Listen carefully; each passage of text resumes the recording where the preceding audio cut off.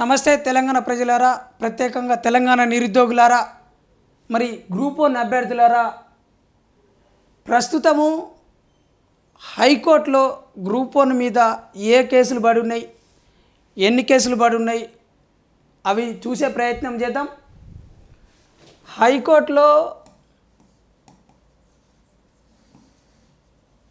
హైకోర్టులో వివిధ కేసులు గ్రూప్ 1 మీద పడి ఉన్నాయి మనకి. మరి సుమారుగా ఇక్కడ లిస్ట్ అవుట్ చేసిన దాంట్లో 14 కేసులు ఉన్నాయి. దాంట్లో వివిధ కేసులు మరి అవి ఏంది, మరి ఏ అంశం మీద పడి ఉన్నాయి, అడ్వకేట్ ఎవరు, కన్సర్న్ అడ్వకేట్ ఎవరు, ఆ డేట్ ఏమని ఇచ్చిర్రు అది తెలుసుకునే ప్రయత్నం చేద్దాం. Pending cases on group 1 recruitment, serial number, case number, filing date, petitioner advocate, court number, next listening on date, related to concern, అది ఏ కేసుకు సంబంధించింది అనేది దానికి సంబంధించిన డిస్క్రిప్షన్ వివరాలు. ఇది ఇక్కడ సీరియల్ నెంబర్ వచ్చేసి రిట్ పిటిషన్. ఇక్కడ డబ్ల్యూపీ అంటే రిట్ పిటిషన్ అంటే వెంటనే హియరింగ్కి వచ్చేయి అనే కేసులు వాటికి సంబంధించినవి. ఆల్మోస్ట్ ఈ గ్రూప్ 1కి సంబంధించిన అన్ని సర్వీస్కి సంబంధించిన కేసెస్ కిందకే వస్తాయి. ఇక్కడ రిట్ పిటిషన్ వచ్చేసి 6400/2024, ఫైలింగ్ డేట్ వచ్చేసి 11/3/2024. కేవీవి వేదాంత్ చార్య అనే పిటిషనర్కి సంబంధించిన అడ్వకేటు, కోర్ట్ నెంబర్ 32.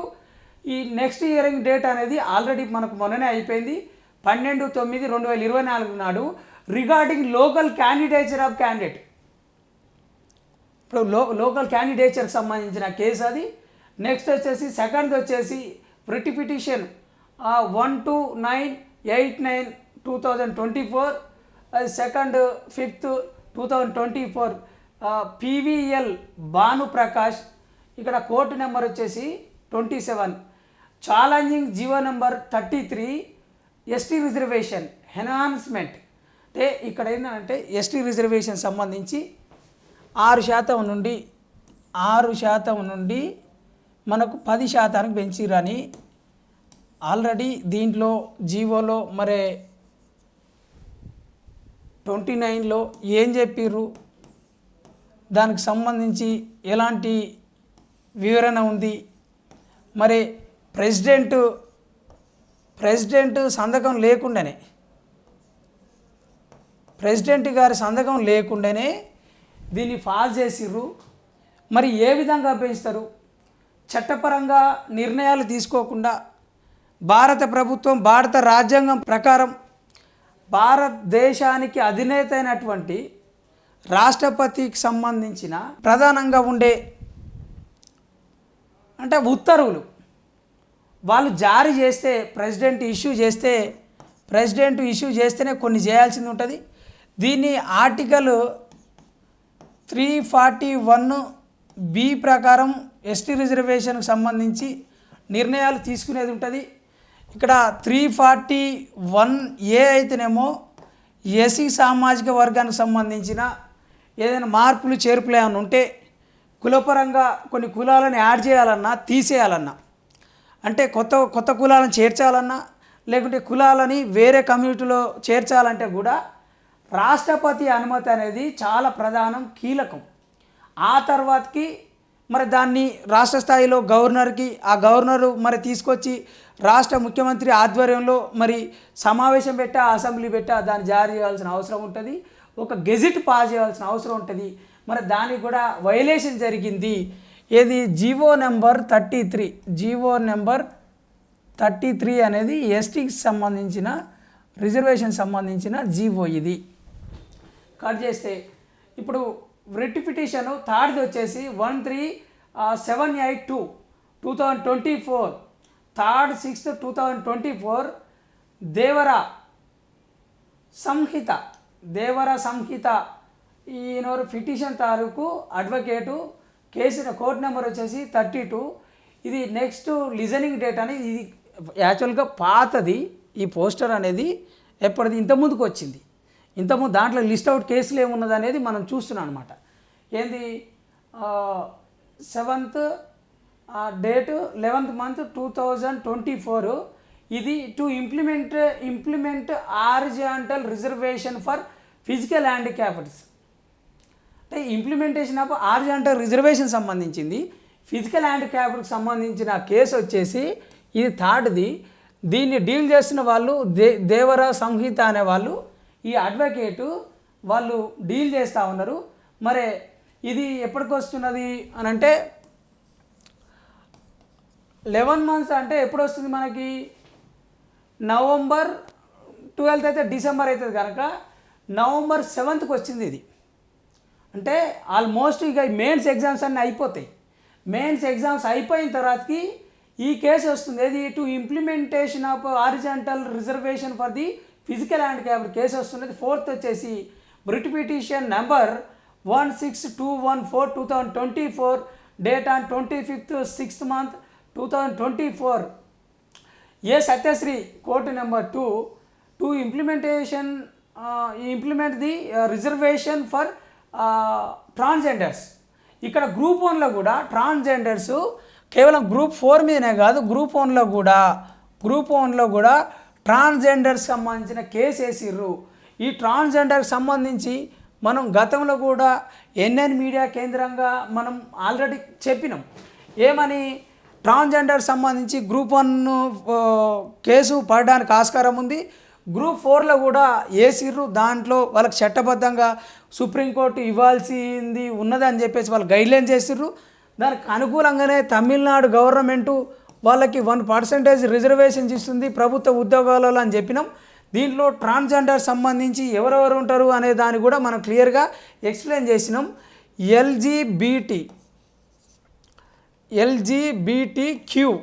క్యూ అంటే క్వీర్ అని చెప్పినాము. క్వీర్ అంటే వింతైన అద్భుతమైన మీనింగ్ కూడా ఉన్నది. అయితే దీంట్లో lesbians, gays, bisexuals, transgenders, queer అని ఇక్కడ ఈ ఐదు రకాలుగా కేటగిరీలకు సంబంధించిన ఈ ఎల్జీబీటీలు ఉన్నారు. హిజ్రాలు అంటే కేవలం మనకు కనపడుతున్న వాళ్ళు కాదు, కనపడుతున్న వాళ్ళ దాంట్లో కూడా చాలా రకాలు ఉన్నారు అని చెప్పేసి. అంటే దీంట్లో శారీరక అవయవాలు మార్పించుకున్న వారు, పుట్టుకతో వచ్చిన వాళ్ళు, లేదు అని అంటే వాళ్ళకు సంబంధించిన వ్యక్తిగతంగా వాళ్ళకుండే క్రోమోజోమ్స్ని బట్టి ఒక మార్పుకు అనుకూలంగా మారే వాళ్ళు కూడా ఉన్నారు అని చెప్పేసి దీంట్లో పలు రకాలు ఉన్నాయి. దాంట్లో సుమారు ఒక 5 రకాలని ప్రభుత్వము మరి గుర్తించి ఉన్నది. దానికి సంబంధించి కూడా ఎల్జీబీటీ కేసు కూడా పడింది. దానికి సంబంధించి ఇక్కడ మనం ఇక్కడ 4th నెంబర్ చూడొచ్చు, రిట్ పిటిషన్ 4th చూడొచ్చు. దీంట్లో సత్యశ్రీ అనేటామా ఈ కేసుని డీల్ చేస్తుంది అడ్వకేటు. ఇక 5th writ petition 16426/2024, 26th date 6 months 2024, P Bhaskar court number వచ్చేసి 32. ఇది challenging GO number 33 ST reservation enhancement. ఇక్కడ మళ్ళీ ఈ రిజర్వేషన్ సంబంధించి కూడా మళ్ళీ ఎస్టీ రిజర్వేషన్ సంబంధించే మళ్ళీ ఎగైన్ కేసు. ఇది 5th కూడా అదే ఎగైన్. ఇప్పుడు 6th వచ్చేసి writ petition number 16585/2024, date on 27th 6 months 2024, దేవరా సంహిత GO number 32, challenging applicable of EWC reservation. ఇంకో ఈడబ్ల్యూఎస్ ఇంతకుముందుకే చెప్పిన. ఈడబ్ల్యూఎస్ అంటే ఎకనామికల్ వీకర్ సెక్షన్స్ ఎంతమంది ఉన్నారు అనేది కూడా నిన్న మనం వీడియోలో చేసినాం. ఎకనామికల్ వీకర్ సెక్షన్స్ వచ్చేసి ఎంతమంది ఉన్నారు? దేశవ్యాప్తంగా రాష్ట్ర వ్యాప్తంగా 1% ఉన్నారు. వీళ్ళకి ఇస్తున్న శాతం ఎంత? రిజర్వేషను 10% ఇస్తున్నారు. ఈ 10% వేయడం వల్ల మెయిన్ స్ట్రీమ్లో ఉండే బీసీలు, బీసీ సామాజిక వర్గము 54% ఉన్న బీసీ సామాజిక వర్గం కేవలం 27%కే వాళ్ళు కట్టబెడుతున్నారు. కేవలం 27 ఇస్తే 54కి 27 ఇస్తే మరి మేము ముమ్మాటికి నష్టపోతున్నాం కదా అనేది వాళ్ళ డిమాండ్ ఉన్నది. మరి వాళ్ళు కూడా గొంతెత్తి మాట్లాడుతూ ఉన్నారు. ఈడబ్ల్యూసీ మీద భారీ ఎత్తున ఈ group 1, 2, 3, DSC, JL, DL, CDPO, hostel welfare officers అన్నిట్లలో కూడా అన్యాయం జరుగుతుంది అని చెప్పేసి వాళ్ళు చెప్తా ఉన్నారు. ఈ కేసును కూడా దేవరా సంహిత గారు మరి డీల్ చేస్తూ ఉన్నారు. ఇకపోతే రిట్ పిటిషన్ 7 రిట్ పిటిషన్ వచ్చేసి ఇక్కడ 18808 2024 date on 15th 7th month 2024 ఏ సత్యశ్రీ గారు మళ్ళా to implement reservation for transgenders అని చెప్పేసి, అంటే వీటికి సంబంధించిన కేసు పెండింగ్ పడి మళ్ళీ దానికి సంబంధించింది వాయిదా పడింది. అందువల్ల కొన్ని మళ్ళీ రిపీట్ అవుతూ ఉన్నాయి. రిట్ పిటిషన్ వచ్చేసి serial number 821239 2024 date on 2nd 8 months 2024 జే సుధీర్ జొన్నలగడ్డ సుధీర్ గారు పిటిషన్ తాలూకు అడ్వకేట్ గారు అది కోర్టు నెంబర్ 32. ఇది ఎప్పుడు వచ్చింది? 6th నాడు వచ్చింది. 6th నాడు ఇది 9th month 2024 మల్టిపుల్ రీజన్స్ మరి ఏమేమి ఉన్నాయి దీని మీద అంటే జీవో 55 సంబంధించినవి, రాంగ్ క్వశ్చన్ సంబంధించింది, జీవో 29 సంబంధించింది, లోకల్ నాన్ లోకల్ సంబంధించినవి, లేదు అని అంటే ఇప్పుడు ఉమెన్ రిజర్వేషన్ ఎత్తేసినాయి, ఎస్టీ రిజర్వేషన్ సంబంధించి, ఈడబ్ల్యూసీ రిజర్వేషన్ సంబంధించి వగేరా మల్టిపుల్ రీజన్స్, అంటే దాంట్లో చాలా రావడానికి ఆస్కారం ఉంటుంది. ఈ కేసుని ప్రతిష్టాత్మకంగా సుధీర్ గారు జొన్నలగడ్డ సుధీర్ గారు డీల్ చేస్తూ ఉన్నారు. మరి ఈ అన్నిటికీ జడ్జిమెంట్ ఎవరైతే ఆనరబుల్ చీఫ్ జస్టిస్ ఉన్నారో వాళ్ళు మాత్రం ఆనరబుల్ చీఫ్ జస్టిస్ హైకోర్టుకు సంబంధించిన వ్యక్తి సార్ మరి పుల్లా కార్తీక్ గారు ఉన్నారు అన్న విషయం కూడా మీరు గుర్తుపెట్టుకోవాలి. ఇక్కడ కేసు నెంబర్ వచ్చేసి సీరియల్ నెంబరు 9 వచ్చేసి రిట్ పిటిషన్ 22320 2024 13th 8 month 2024 గోడ శివ కోర్టు నెంబర్ 32. ఎప్పుడు డేట్ ఎప్పుడు వచ్చింది? ఇది hearing 27 months 2024 objection of final key. ఇది ఇంపార్టెంట్. అయితే దీంట్లో ఇక్కడ మనకి సెప్టెంబర్ 9th and సెప్టెంబర్ ఈ సెప్టెంబర్ 27లోనే ఏమేమి ఉన్నాయి? ఇక్కడ ఒక కేసు ఉంది, objection of key final key మీద ఒకటి ఉన్నది. ఇక్కడ ఇంకోటి వచ్చేసి ఛాలెంజింగ్ జీవో నెంబర్ 29 ఉన్నది, ఇంకోటి ఛాలెంజింగ్ జీవో 29 ఉన్నది. అంటే ఇక్కడ ఈ 3 కేసులు క్లబ్ చేసి మూడింటికి ఒకేసారి ఒకే రోజు ఆ జడ్జిమెంట్ ఇస్తామని చెప్పేసి అన్నీ కూడా 27th సెప్టెంబర్ 27th నాటికి మరి పోస్ట్ పోన్ చేస్తున్నారు. ఇది రిట్ పిటిషన్ సీరియల్ నెంబర్ 11 వచ్చేసి రిట్ పిటిషన్ 23907/2024 23rd 8 months అంటే August 8 2024 పార్టీ ఇన్ పర్సన్. ఈ పార్టీ ఇన్ పర్సన్ అంటే ఏంది?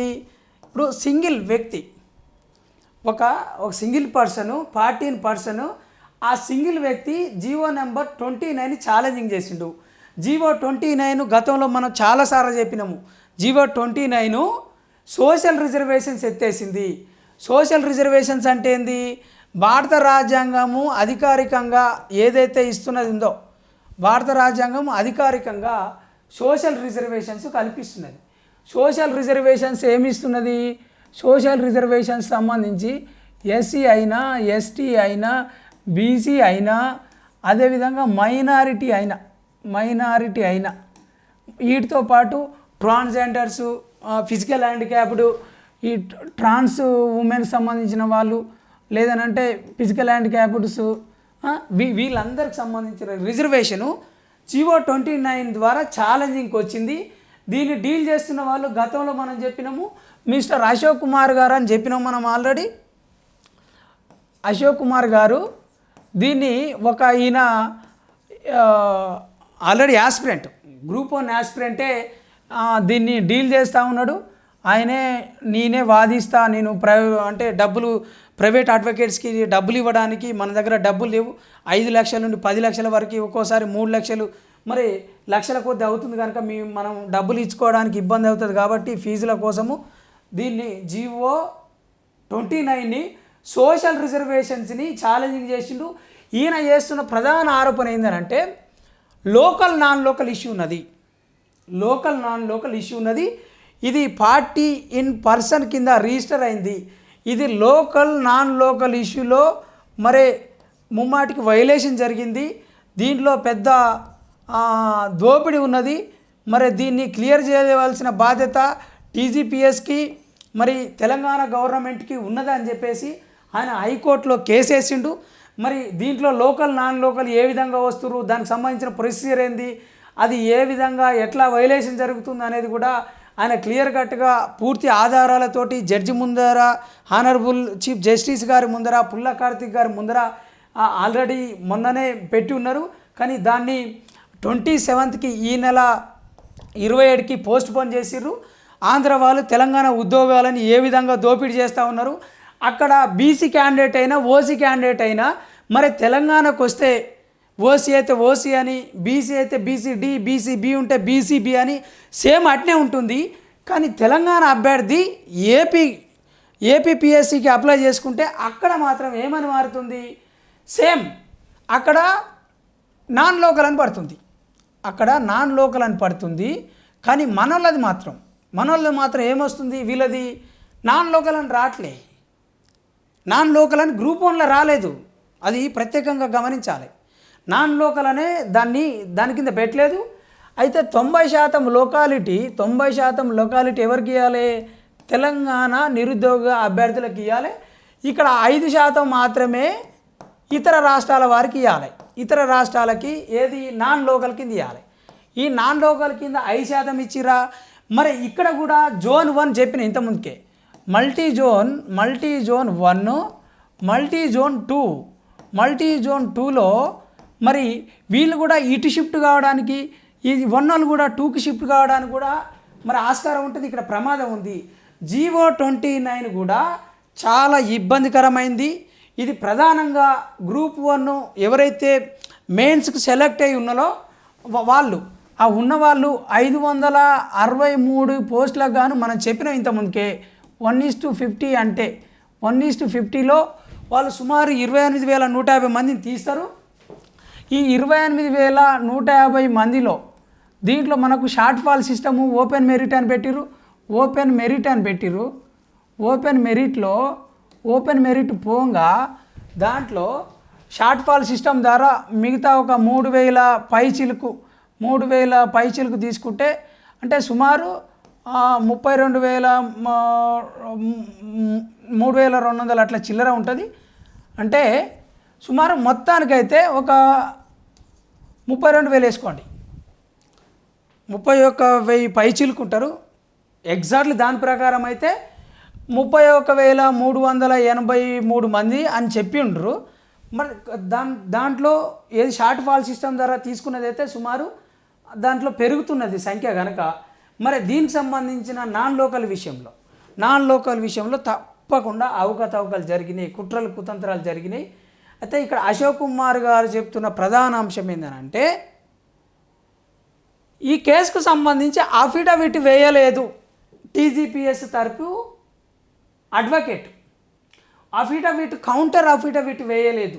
అంటే వీళ్ళు ఈ అడ్వకేట్లు ఎవరైతే ఉన్నారో పిటిషన్ పెట్టుకున్న అడ్వకేట్స్, సత్యసిరి అయినా, భాస్కర్ గారు అయినా, జోనల్గడ్డ సుధీర్ గారు అయినా, ఇప్పుడు రమేష్ బూరా అయినా, ఇక్కడ 14 పర్సన్ పేరుతోటి అశోక్ కుమార్ గారు వేసిన జీవో 29 మీద, అదేవిధంగా మిగతా ఏవైతే ఉన్నాయో వాటిలలో కొన్నిటి మీద వేయలేదు.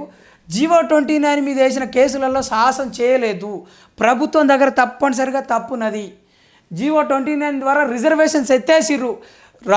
రాహుల్ గాంధీ గారేమో పార్లమెంటు ముందర మరి ఇతర దేశాలకు పోయి, అమెరికాకు పోయి, అదేవిధంగా చాలా పార్టీలలో యూనివర్సిటీ మీటింగ్లలో మరి రిజర్వేషన్స్ ఎత్తేసిరని, నిజంగా అన్యాయం చేస్తురని, బీజేపీ నిజంగా రిజర్వేషన్స్ ఎత్తేసి కుట్రలు చేస్తుందని చెప్తా ఉన్నారు.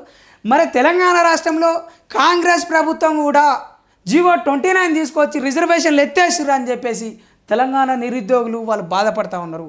మరి వీళ్ళ గోస మీకు వినపడడం లేదా? టీజీపీఎస్ చైర్మన్ గారు శ్రీ మహేందర్ రెడ్డి గారు, మరి తెలంగాణ ముఖ్యమంత్రి శ్రీ రేవంత్ రెడ్డి గారు మరి ఎందుకని రిజర్వేషన్లు ఎత్తేస్తూ ఉంటే, మీ పార్టీ అధినాయకుడేమో రిజర్వేషన్లు ఎత్తేస్తున్నారు కుయ్యోమోరా అని చెప్పేసి బీజేపీ పార్టీని ఓ రకంగా వ్యతిరేకిస్తూ ప్రశ్నిస్తూ ఉన్నారు. మరి మీ ప్రభుత్వం చేస్తుంది ఏంది రాష్ట్రంలో? తెలంగాణ రాష్ట్రంలో మీ ప్రభుత్వం చేస్తున్నది ఏంది? ఎస్సీ, ఎస్టీ, బీసీ, మైనార్టీ ప్రజలని, వాళ్ళకు సంబంధించిన రాజ్యాంగబద్ధంగా రావాల్సిన వాటాని మీరు ఎందుకని ఇట్లా కాలరాస్తూ ఉన్నారు? వాళ్ళ హక్కులు లేవా? రాజ్యాంగ ప్రకారం భారత ప్రభుత్వం బాబాసాహెబ్ ఏదైతే రాజ్యాంగంలో పొందుపరిచి ఉన్నారో మరి ఆ రిజర్వేషన్ ఫలాలు రావాలా కదా? బీసీలకి 27, ఎస్సీలకి 15%, ఫిజికల్ హ్యాండిక్యాప్డ్కి 2% అదే మైనార్టీలకి 4%, అదే ఎస్టీలకి 7%. ఈ రకంగా వారి జనాభా ప్రకారం వాళ్ళ దామాష ప్రకారం వాళ్ళ రిజర్వేషన్ కేటగిరీ రావాలి కదా. మరి వాళ్ళ రిజర్వేషన్ వాళ్ళకి రాకుండా ఎందుకు చేస్తున్నారు మరి వీళ్ళకి రావాల్సిన వాటా ఎప్పుడు ఇస్తారు? వీళ్ళ రిజర్వేషన్స్ ఎందుకు వైలేషన్ చేస్తున్నారు రాష్ట్రంలో? ఇట్లా చేస్తే మరి ఇది చట్టవిరుద్ధం కదా. మీరు రాజ్యాంగాన్ని చేతిలో పట్టుకొని తిరుగుతున్నారు, మీ రాహుల్ గాంధీ గారు రాజ్యాంగాన్ని చేతిలో పట్టుకొని తిరుగుతున్నారు, మీరేమో రాజ్యాంగాన్ని తుంగలో దొక్కుతున్నారు అని చెప్పేసి తెలంగాణ నిరుద్యోగులు, ప్రత్యేకంగా గ్రూప్ 1 నిరుద్యోగ అభ్యర్థుల యొక్క ఆవేదన గోడిని వ్యక్తపరుస్తూ ఉన్నారు. అయినా మీ పార్టీ పెద్దలు కానీ మీకు సంబంధించిన టీజీపీఎస్ మీ ప్రభుత్వం కానీ మీరు స్పందించడం లేదు అనేది క్లియర్ కట్గా కనపడతా ఉంది. ఇట్నే మొండిగా పోతే మళ్ళీ మీ ప్రభుత్వానికి చివాట్లు తప్పవు.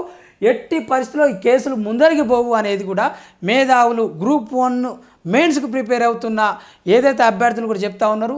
గ్రూప్ 1 మెయిన్స్కి వచ్చిరంటేనే 3 సార్లు ఎగ్జామ్ రాసి మళ్ళీ 2 సార్లు మెయిన్స్కి ప్రిపేర్ అయ్యి ఇప్పుడు 3వసారి కూడా వాళ్ళు మరి మెయిన్స్కి వచ్చిన వాళ్ళు కూడా వాళ్ళు మేధావులు అన్న విషయం కూడా మరి మీకు ఎందుకు గుర్తుకు రావడం లేదో కూడా చూడాలి.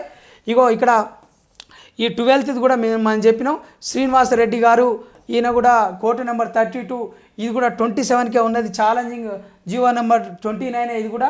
ఇక్కడ 13th కేసు వచ్చేసి జొన్నలగడ్డ సుధీర్ గారు కోర్టు నెంబర్ 32, ఇది ఎప్పుడు ఉన్నది అని అంటే ఇది కూడా September 10కు ఉండే, ఆల్రెడీ అయిపోయింది.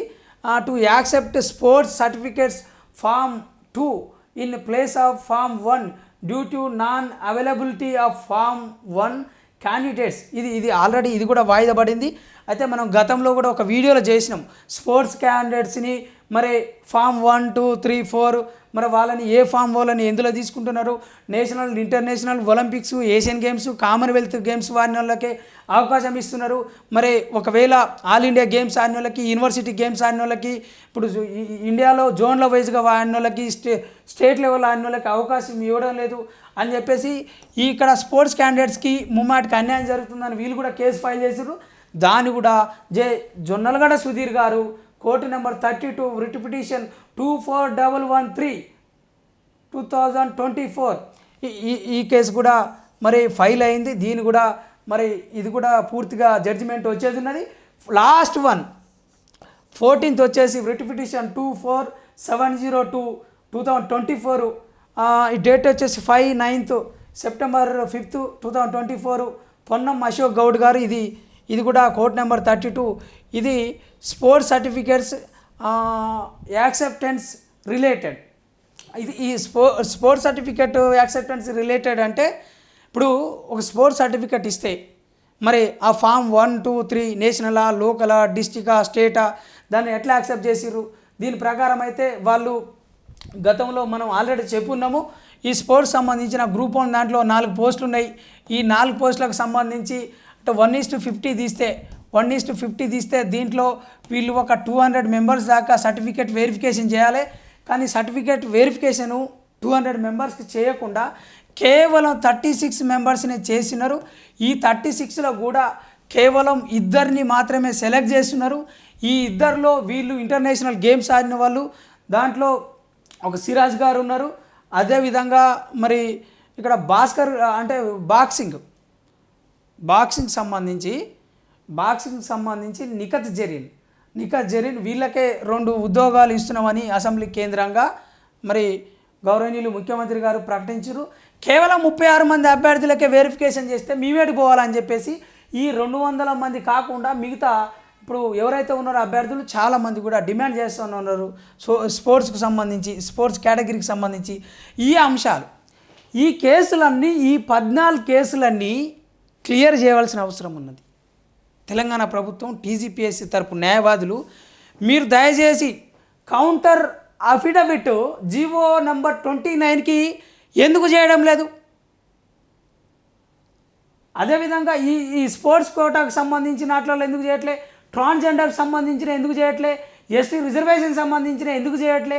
మరి కేవలం వీళ్ళు చేస్తున్న కుట్ర ఏంటంటే, జాగ్రత్తగా వినండి నిరుద్యోగ అభ్యర్థులారా, గ్రూప్ 1 రాస్తున్న మెయిన్స్ అభ్యర్థులు, ప్రత్యేకంగా ఎవరైతే గ్రూప్ 1 ప్రిలిమ్స్లో అవకాశం కోల్పోయిన అభ్యర్థులు కూడా కేవలం రాంగ్ క్వశ్చన్స్ మీద మాత్రమే ఇస్తున్నారు. రాంగ్ క్వశ్చన్స్ మీద ఫైనల్ కీలో ఏదైతే ఈ రాంగ్ క్వశ్చన్స్ వచ్చినా దాని మీదనే చేసిర్రు. ఎందుకనంటే దీంట్లో ఎక్స్పర్ట్ కమిటీ వేయచ్చు. ఒక ఎక్స్పర్ట్ కమిటీ వేసి కాలయాపన చేయడానికి ఆస్కారం ఉంటుంది. ఎక్స్పర్ట్ కమిటీ ద్వారా కాలయాపన చేసి దీన్ని పొడిగించవచ్చు. 6 నెలల, మళ్ళా 1 సంవత్సరమా, లేకుంటే 5 సంవత్సరాల, 10 సంవత్సరాల, అంటే గతంలో ఏపీలో చేసినట్టు. ఈలోపు ప్రభుత్వం మారుతుంది, ప్రభుత్వాలు మారి ఈలోపు వీళ్ళు ఇక జాబులకు పోతారు. దీన్ని వదిలేసేటట్టు చేద్దామని కోర్టు కూడా final committee decision is the final, then we are looking to ఇది ఎక్స్పర్ట్ కమిటీ అని చెప్పేసి వాళ్ళు చెప్తారు. We are decision we make the decision and particularly expert committee opinion అని చెప్పేసి వాళ్ళు చెప్తారు.